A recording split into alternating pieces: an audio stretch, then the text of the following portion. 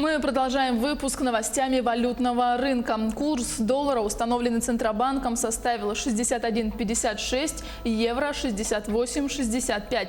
Что касается обмена валюты в Якутске, то выгодный курс для покупки и американских, и европейских купюр в Азиатско-Тихоокеанском банке 61,34 и 68,30. Лучший курс продажи и доллара, и евро все в том же Азиатско-Тихоокеанском банке 62 ровно и 68,99.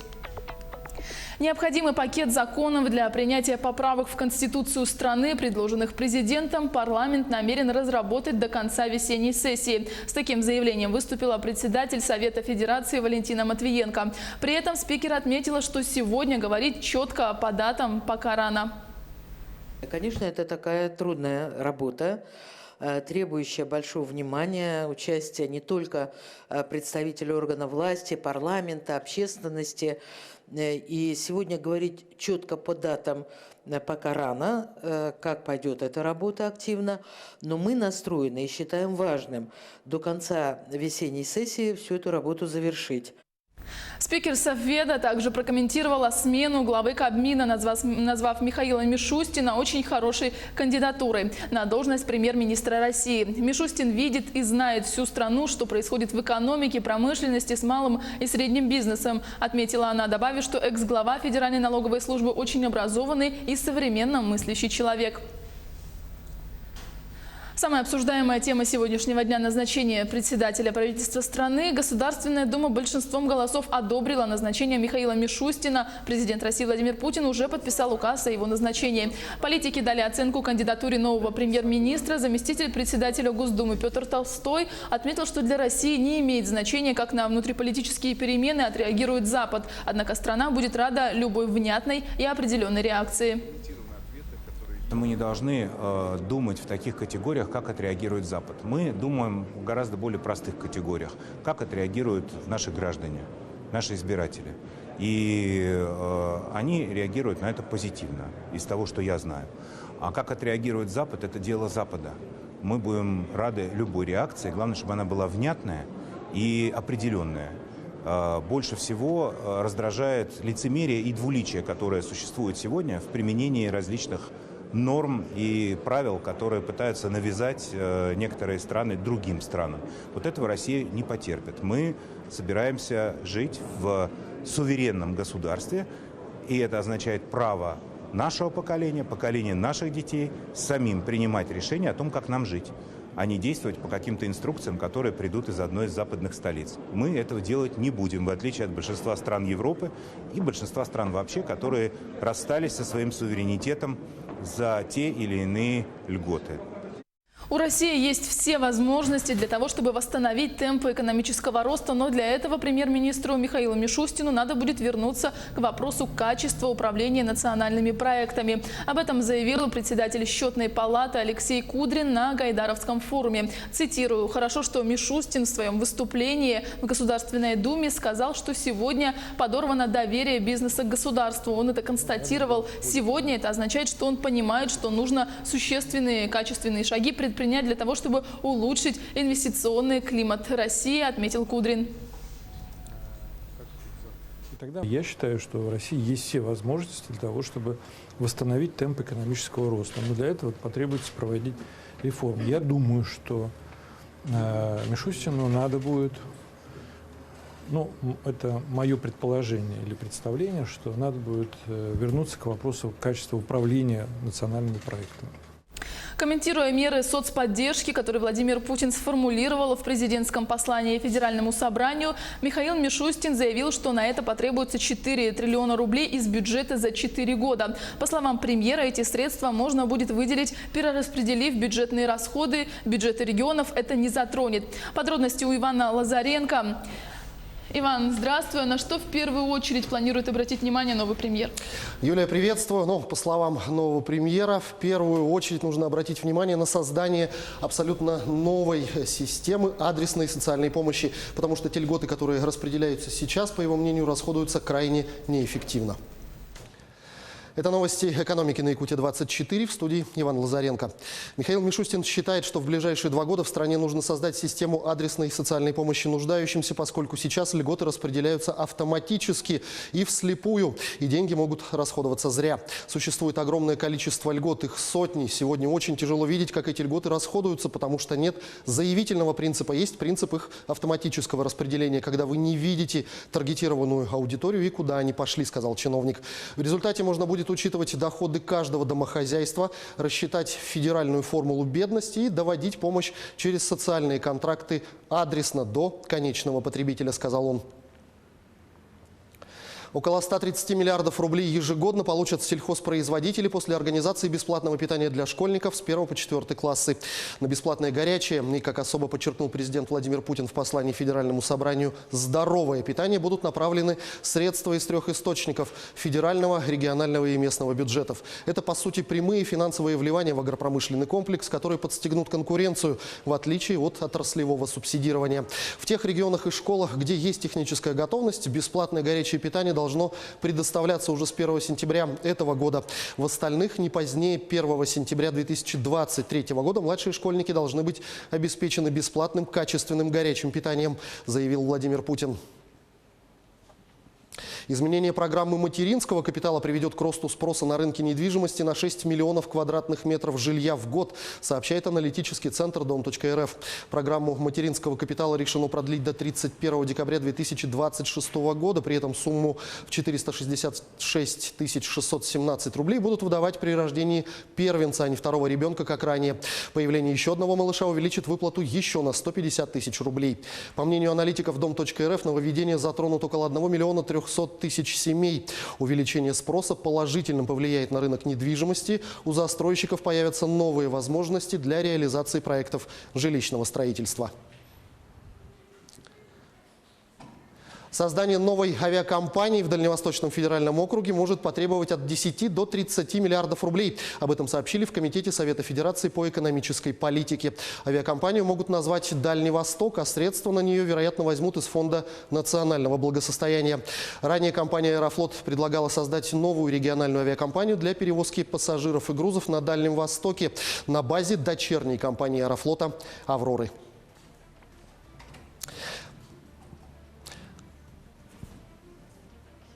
Правительство в период с 2020 по 2027 год выделит из федерального бюджета 127 миллиардов рублей на строительство атомного ледохода нового поколения «Лидер». Как следует из постановления правительства, заказчиком строительства «Лидера» является госкорпорация «Росатом», а застройщиком – федеральное государственное унитарное предприятие «Атомфлот». Окончание строительства ледокола проекта 10510 мощностью 120 мегаватт, согласно документации, запланировано на 2027 год. Тогда же он должен быть полностью введен в эксплуатацию.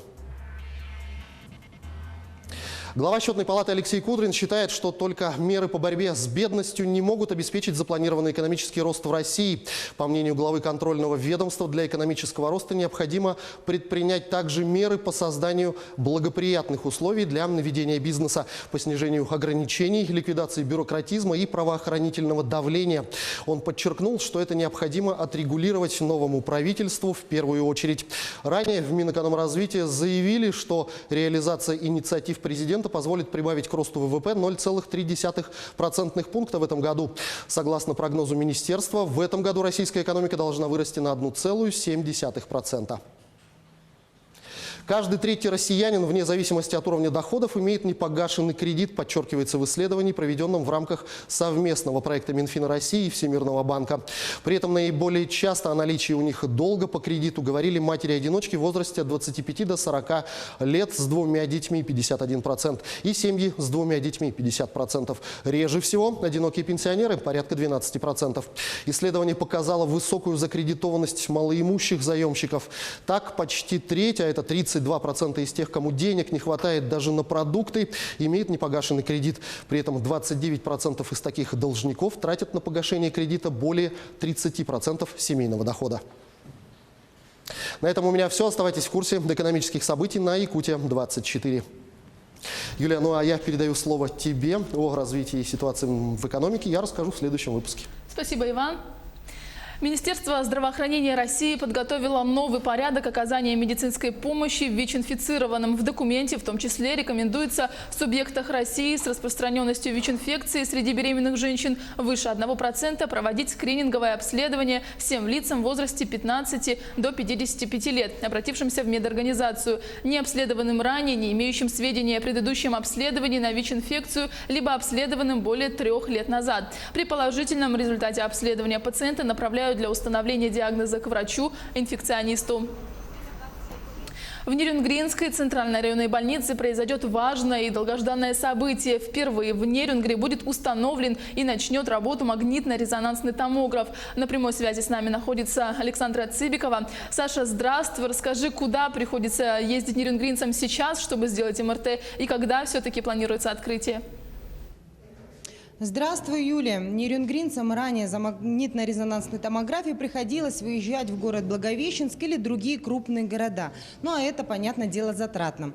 Еще в 2017 году я проводила опрос среди нерюнгринцев, горожан, и еще тогда стоял уже острый вопрос МРТ. Сейчас в Южной Якутии более 75 тысяч человек, и мы очень нуждаемся в этом аппарате. И, наконец, да, он появится у нас. С помощью МРТ можно исследовать головной мозг, спинной мозг, брюшные органы таза, глаза, уши, сердце. Ну а самое главное, это дает возможность выявления онкологических заболеваний. Рядом со мной сейчас находится главный врач Нерюнгринской ЦРБ Алексей Еворский. Алексей Александрович, здравствуйте.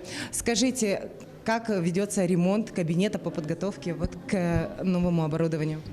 Ремонтные работы начались в конце декабря.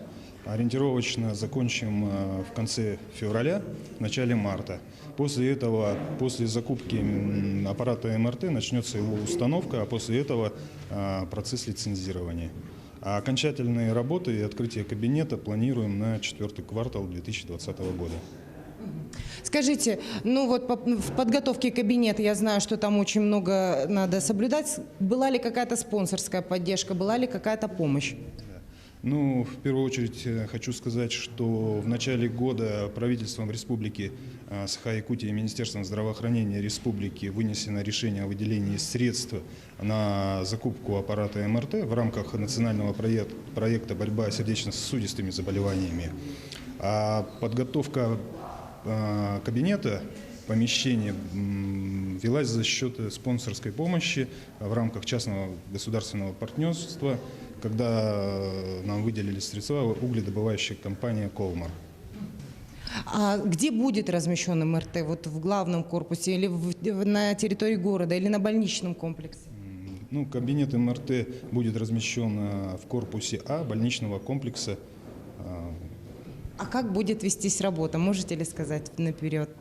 Будет ли ежедневный прием или как часто мы сможем... Прием и запись на обследование в кабинет МРТ будет вестись по показаниям от врачей-неврологов, онкологов и терапевтов. Спасибо. А есть ли у нас специалист, который будет работать на МРТ? В настоящее время у нас штат укомплектован врачами-рентгенологами, рентген-лаборантами.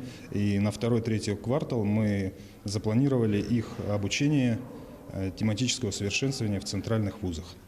Спасибо, Алексей Александрович. На этом у меня все. Юлия.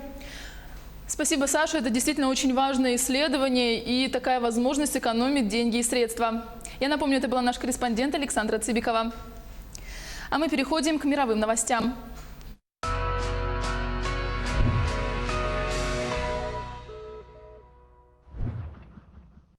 Молодые болгары предпочитают уезжать работать в более экономически развитые страны Евросоюза, прежде всего в Германию и Великобританию. А вот пенсионеры из ФРГ, наоборот, считают, что жить в бывшей Советской Республике гораздо комфортнее, чем на родине, рассказывает Роман Чуриков.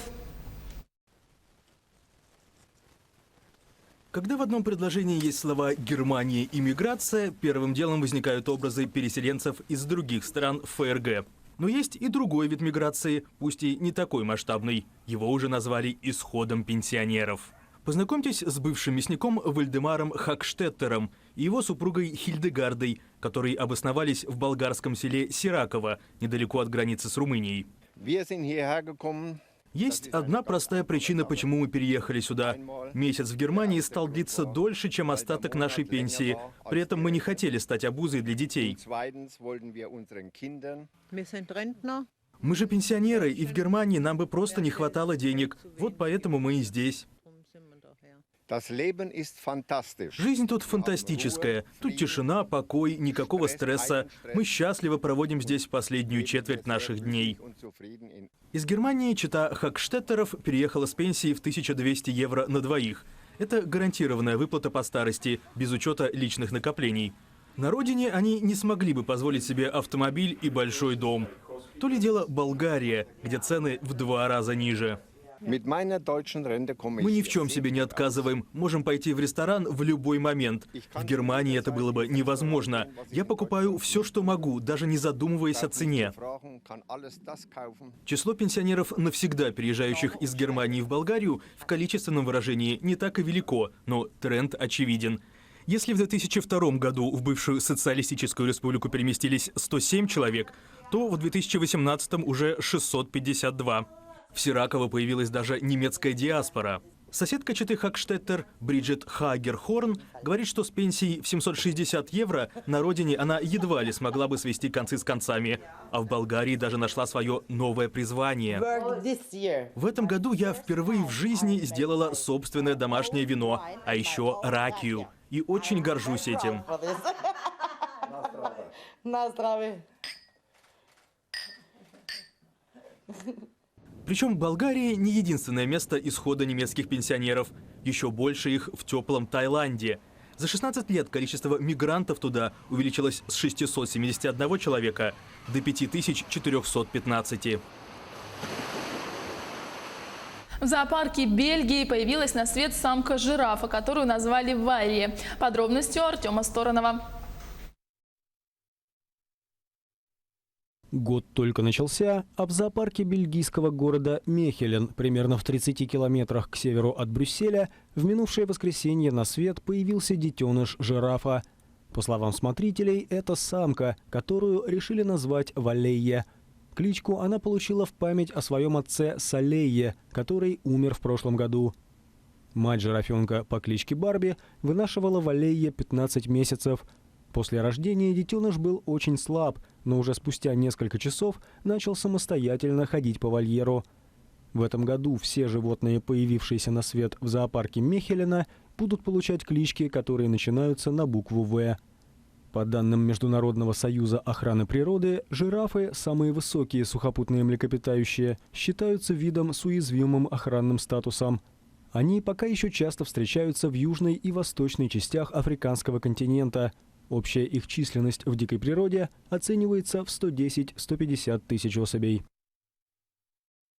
Искусство, которое радует глаз и желудок. В Нью-Йорке открылась съедобная выставка. Раз в несколько часов все ее экспонаты отправляются на кухню и превращаются в салат. Продолжит Алена Островская.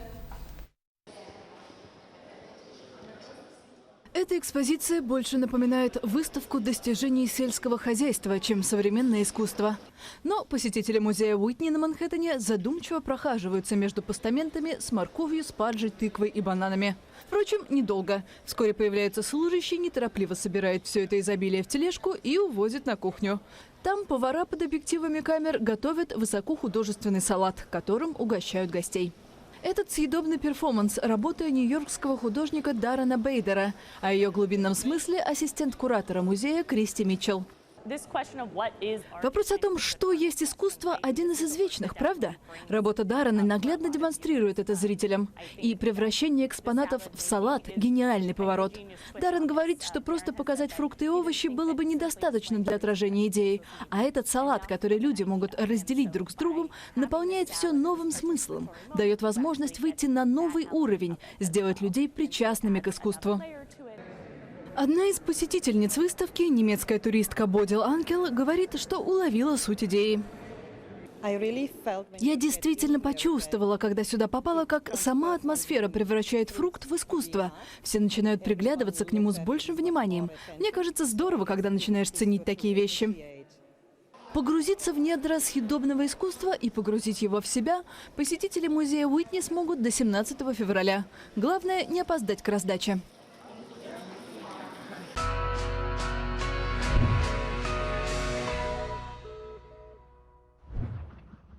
Возвращаемся к событиям региональным. Сотрудники ФСБ по республике выявили факт незаконной добычи природного рассыпного шлихового золота. Артель старателей «Пламя», имеющая лицензию на пользование недрами на территории Нерюнгринского района, провела работу по вскрытию и промывке грунтов за пределами разрешенной территории. В результате добыто природное рассыпное шлиховое золото весом около 3 килограммов, которое планировалось реализовать через аффинажный завод. Стоимость изъятого промышленного золота составляет 9 миллионов рублей, что является крупным размером. Возбуждено уголовное дело, драгметалл будет обращен в доход государства. В Ленском районе перед судом предстанет ревнивый мужчина, который подозревается в незаконном проникновении в квартиру своей бывшей возлюбленной. Подробности у Александра Хавренко.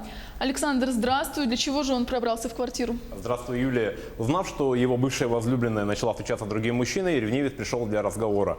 Но разговора не получилось, поэтому он выломал дверь в квартиру, где нанес побои и как возлюбленной, и ее новому сожителю. Это обзор чрезвычайных происшествий в студии Александр Хавренко. В отдел МВД России по Ленскому району обратилась местная жительница. Женщина сообщила полицейским о незаконном проникновении в ее квартиру. В ходе оперативно-розыскных мероприятий участковыми установлен подозреваемый. Им оказался ранее судимый 34-летний бывший сожитель потерпевшей. Выяснилось, что мужчина узнал о новых отношениях своей бывшей сожительницы и приревновал ее, несмотря на то, что уже проживал с другой женщиной. Решив разобраться в ситуации, он пришел в квартиру, в которой потерпевшая проживала со своим новым возлюбленным. Хозяйка не стала впускать мужчину в дом, тогда злоумышленник выломал дверь, проник в жилье, где устроил скандал на почве ревности и нанес побои женщине, а также ее новому сожителю. В отношении подозреваемого возбуждено уголовное дело по статье «Нарушение неприкосновенности жилища» и составлен административный протокол по статье «Побои». В дежурную часть столичной полиции обратился местный житель с сообщением о краже денег из гостиницы. В ходе оперативно-розыскных мероприятий полицейскими установлен безработный 39-летний уроженец Статинского района, ранее судимый по аналогичной статье. Заявитель, проживая в гостинице, познакомился с мужчиной и позвал его к себе в номер для распития спиртных напитков. В ходе застолья мужчины решили продолжить распитие в ночном развлекательном заведении, после чего потерпевший решил принять душ. Воспользовавшись этим, гость достал из кармана куртки потерпевшего денежные средства в размере 7500 рублей и похитил их. Похищенное мужчина потратил на покупку спиртного. Возбуждено уголовное дело по статье «Кража». В первый отдел столичной полиции обратилась жительница Якутска с заявлением о краже холодильника из ее квартиры. Материальный ущерб составил 10 000 рублей. Потерпевшая пояснила, что сдавала квартиру в аренду. Вскоре, приехав за оплатой, она обнаружила пропажу своей бытовой техники. Арендатор к тому времени перестал выходить на связь. Сотрудниками уголовного розыска по подозрению в совершении кражи был установлен ранее судимый за аналогичное преступление 38-летний мужчина. Выяснилось, что подозреваемый злоупотребляет алкоголем. После того, как спиртное закончилось, а денег, чтобы купить добавки, не было, он похитил холодильник и сбыл его. На вырученные денежные средства в сумме 2500 рублей он купил алкоголь. Возбуждено уголовное дело по статье «Кража».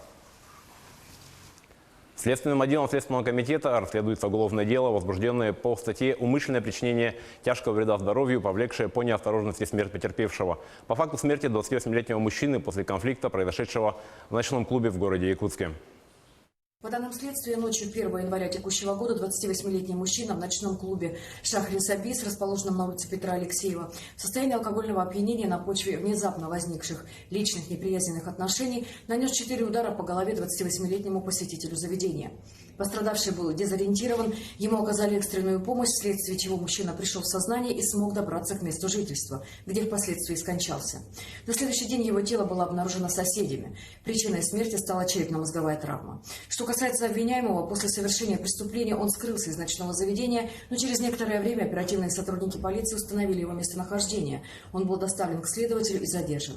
В ходе допроса он признался в совершенном преступлении и дал следователю показания об обстоятельствах его совершения. 16 января текущего года по ходатайству следователя судом в отношении него избрано мера пресечения в виде заключения под стражу. Ему предъявлено соответствующее обвинение. В настоящее время по уголовному делу проводятся следственные мероприятия, направленные на сбор и закрепление доказательственной базы. Неизвестный мужчина открыл огонь в здании мирового суда в Новокузнецке в четверг.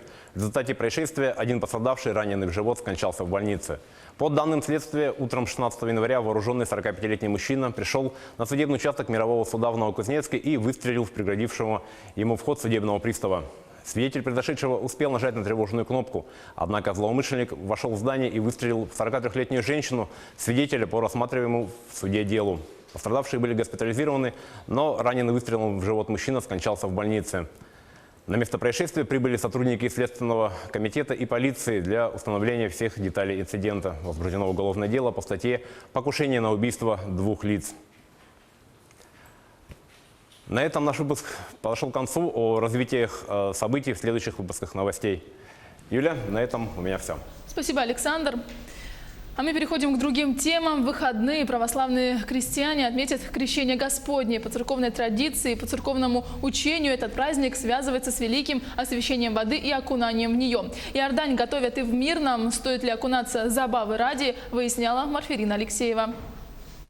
Несмотря на холодный климат Якутии, погружение в ледяную воду в последние годы становятся все более популярными. И уже непонятно, что это – церковный обряд или народная традиция. Настоятель Свято-Троицкого храма отец Владимир поясняет, крещенские купания церковь не считает обязательными для верующих. Каждый вправе сам решать, готов ли он окунуться в Иордань. А то, что обряд с каждым годом набирает массовость, отзывается лишь положительно. Люди подходят, задают вопросы, многие интересуются. Может быть, вполне возможно, что для определенной категории людей это первая в этом году такая вот осознанная молитва. А вот здесь они пришли, для них это может какое-то культурное, общественное действие, но через это у них есть возможность приобщиться к вере своих отцов. Среди людей принято считать, что крещенские купания – обряд очищения, и после обряда человеку отпускаются все грехи. Однако это не так. Глубочайшее заблуждение. То грехи Господь прощает только в таинстве покаяния, когда человек сознательно в этих грехах кается, когда он в них сокрушается, и когда человек желает всячески с этими, пламенно желает с этими грехами бороться. Еще одно заблуждение. В день крещения Господня святую воду можно набрать и из-под крана. Однако это не совсем так. Вот, наверное, в советские времена, где, например, не было рядом храмов, наверное, как-то оправдано было, да, что набрать воду из крана, когда рядышком есть храм, когда совершается все-таки самое главное богослужение, и правильнее будет все-таки прийти в храм и в храме взять ту освященную воду, над которой совершалась молитва, за нее не нужно платить никакие деньги, никакие пожертвования. Человек приходит и просто берет эту воду. И эта вода уже будет 100% освященная благодатью Духа Святого. На радость мирнинцев 18 и 19 января синоптики обещают теплую погоду. Температура воздуха составит 14-16 градусов ниже нуля. Купания пройдут на реке Ирилях микрорайона Заречный. Начнутся они 18 января в 21:00 и 19 с 6 утра до 9 часов вечера. В эти дни городские рейсовые автобусы номер 2 и 3 будут дополнительно останавливаться возле проведения мероприятия. Марфирина Алексеева, Артем Алексеев, Мирный. Подготовка крещенских купелей идет и в столице региона. О ходе работ знает наш корреспондент Сергей Михедов. Он на прямой связи со студией. Сергей, приветствую. На какой стадии создания купели? Да, Юля, приветствую. Прямо сейчас мы находимся на Зеленом лугу, на излюбленном месте якутян для крещенских купаний. Они здесь проходят традиционно. И подготовительные работы начались сегодня здесь примерно в 10 утра и продолжаются в эту минуту, но и завершатся ближе к концу дня. Поставят здесь всего 7 палаток. Крещенскую купель вырезали сотрудники МЧС, ГИМС и службы спасения. Также здесь разместят небольшую часовенку в главной палатке, где находится крещенская купель. Пока что тепловые пушки внутрь не подключили, поэтому смысла в палатке заходить нет. То есть мы покажем саму крещенскую купель чуть позже, уже в тепле. Ну и для сравнения, например, в прошлом году в Якутии разместили 49 купелей в 18 районах Якутии, и в них искупались более 40 тысяч человек. Ну а подготовки купелей в этом году нам рассказали сотрудники МЧС. Предлагаем послушать. По республике планируется 44 места, то есть 35 купелей и 9 прорубей для забора воды. И обеспечивать безопасность будут свыше 670 человек и 160 единиц техники. То есть это представители МЧС, МВД, спасателей, медицинских служб и органов местного самоуправления. Ну и отметим, что в этом году погода преподнесла настоящий сюрприз. Крещенских морозов как таковых не наблюдается. Но все главные мероприятия начнутся уже завтра. В 11 часов купель осветит владыка якутский Еленский Роман. И после этого купели начнут открываться по всей Якутии. Но что касается этой купели, то сюда также будут курсировать автобусы. Они начнут ездить завтра после обеда. Проезд в них составит 28 рублей. К этой минуте у меня пока все. Юля, тебе слово. Спасибо, Сергей. У нас в студии очень жарко. Я бы сейчас с удовольствием окунулась в купель. Я напомню, это был наш корреспондент Сергей Михедов. В рамках программы «Единая субсидия» в регионах Дальнего Востока к 2022 году будет построено 26 школ и 13 детских садов. Еще 143 учебных заведения будут отремонтированы. В прошлом году в рамках программы завершены 139 мероприятий, в том числе построены 4 школы в Якутске и в Сахалинской области, а также 1 детский сад в Амурской области. Кроме того, в рамках программы обновляется оборудование для техникумов и колледжей. Для 58 средних специальных учебных заведений по всему Дальнему Востоку уже приобрели новые аппараты, материалы и тренажеры, которые соответствуют международным стандартам WorldSkills. Сумма выплат при рождении первенца составит 501 937 рублей. Министр труда и социального развития Якутии Елена Волкова отметила, что с 2018 года выплачивается ежемесячное пособие за первенца, размер которого составляет сейчас 17 660 рублей. А с 1 января 2020 года изменится порядок его назначения, то есть критерии нуждаемости. Если в прошлом году критерий нуждаемости для таких семей составлял 1,5 прожиточных минимума, то с начала 2020 года этот критерий нуждаемости повышается, и он составит двукратную величину прожиточного минимума. Также продлены сроки предоставления выплаты. Ранее выплачивалось до 1,5, а сейчас до 3 лет. В 203-м микрорайоне Якутска открыли новый детский сад «Звездочка». В торжественном мероприятии по случаю открытия нового социального объекта принял участие глава региона Айсен Николаев. Садик рассчитан на 240 мест. В нем будут функционировать 12 групп, начиная с раннего дошкольного возраста. Из них 5 групп для детей с ограниченными возможностями здоровья. Для них создали особые условия. Есть кабинеты для занятий адаптивной физкультурой. С детьми будут заниматься логопед, дефектолог. Учреждение площадью более 2000 квадратных метров располагает кабинетами информатики, робототехники, службы ранней помощи. В нашей семье родился и воспитывается наш сын Арсен с диагнозом синдром Дауна. Нам очень повезло, что мы попали в муниципальное бюджетное образовательное учреждение детский сад номер 1 «Звездочка». Да, и мой сын ходит в группу кратковременного пребывания, ему 4 года. И хотелось бы отметить, что данный детский сад «Звездочка» является одним из первых специализированных детских учреждений, которые специализируются и работают с детьми-инвалидами и с детьми с ограниченными возможностями здоровья. Будут инклюзивные, то есть они будут рассчитаны, в том числе будут рассчитаны для детей с особыми образовательными потребностями, то есть будут все условия для безбарьерной среды. Ну, получается, большое количество разных специалистов. Да, совершенно верно. Будут специалисты, учитель-дефектолог, логопед, педагоги, психологи, тьюторы, а также будет инструктор по адаптивной физической культуре. Переходим к новостям спорта. Первый сезон турнира серии «Большого шлема» принес победу сразу 2 теннисистам из России в четвертьфинальном матче квалификации открытого чемпионата Австралии. Подробности у Полины Долинской. Полина, здравствуй. Кто отличился из наших соотечественников? Здравствуй, Юлия. Под эгидой Ассоциации теннисистов-профессионалов среди мужчин победа на счету Евгения Донского. А вот в женской теннисной ассоциации победила Наталья Вихлянцева, тем самым обеспечив себе выход в полуфинал. Это новости спорта на Якутия-24, в студии Полина Долинская. Первый сезон турнира серии «Большого шлема» принес победу теннисисту из России. Евгений Донской обыграл бразильского теннисиста в четвертьфинальном матче квалификации открытого чемпионата Австралии. 29-летний россиянин победил со счетом 6-7, 6-1, 7-6. Матч продолжался больше 2,5 часов. Под эгидой Ассоциации теннисистов-профессионалов соперники впервые встречались друг с другом. В следующем круге Донской 17 января сыграет с хорватом Виктором Головичем. Еще одна победа на счету российских спортсменов, теперь уже под эгидой женской теннисной ассоциации. Теннисистка Наталья Вихлянцева победила украинку Марту Костюк в четвертьфинальном матче квалификации открытого чемпионата Австралии, первого в сезоне турнира серии «Большого шлема». В турнире спортсменки встретились также впервые. Встреча продолжалась более 1,5 часов и завершилась со счетом 7-5, 6-2 в пользу Вихлянцевой.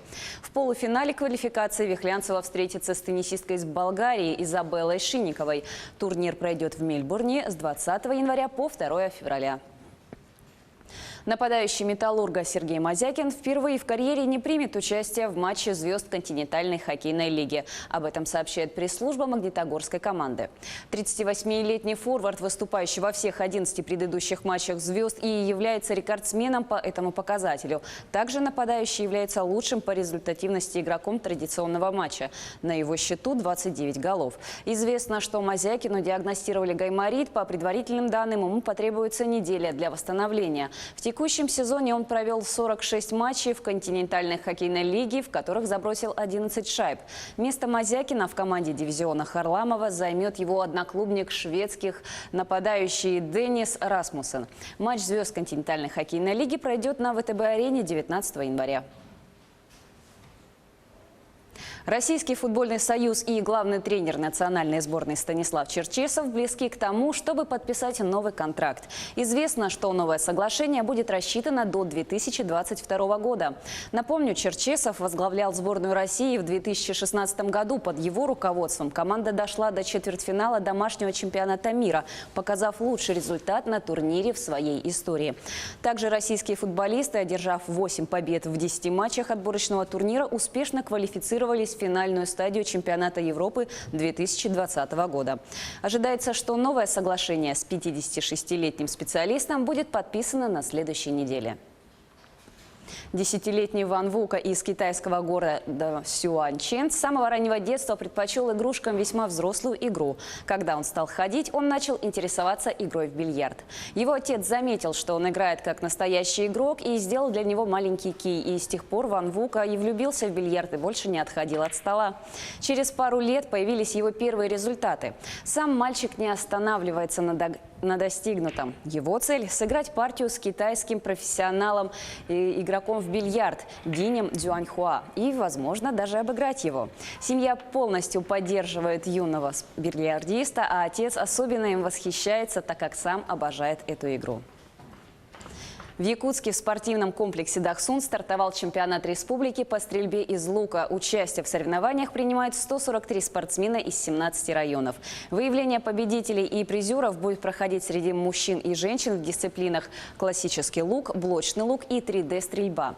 Параллельно с этим стартом также в Дахсуне будет проходить республиканский чемпионат по стрельбе из лука среди лиц с поражением опорно-двигательного аппарата. Уже прошла предварительная стадия соревнований.